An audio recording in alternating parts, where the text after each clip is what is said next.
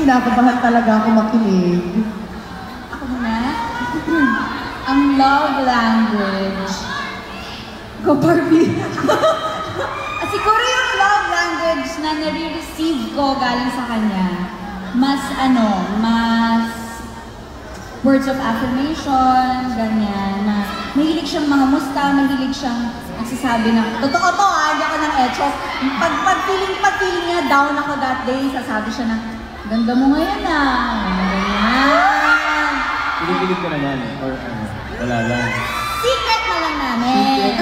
Mamaya pag wala ka, sabihin ko sa kanila yung sagot ko. Ayan, mga words of affirmation. Tapos, pag nararamdaman niya antok na ako, binibila niya ako ng coffee. So, yung mga acts of service, gift giving. Halos lahat naman. Ang iniintay ko na lang talaga yung physical touch. Alam mo, nagugulat ako. Nagugulat ako sa ate ko talaga na to. Kaya mahal na mahal ko to eh.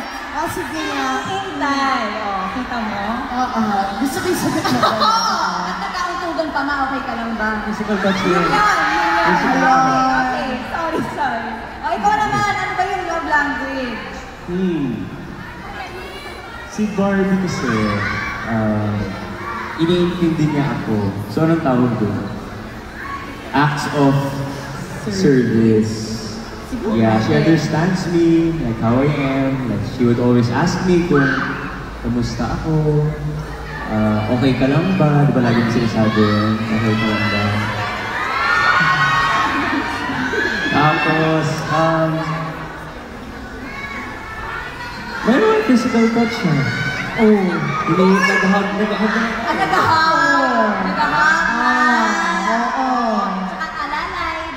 Tsaka words of affirmation din. Sabi mo, ang galing ko, congrats sa ganito.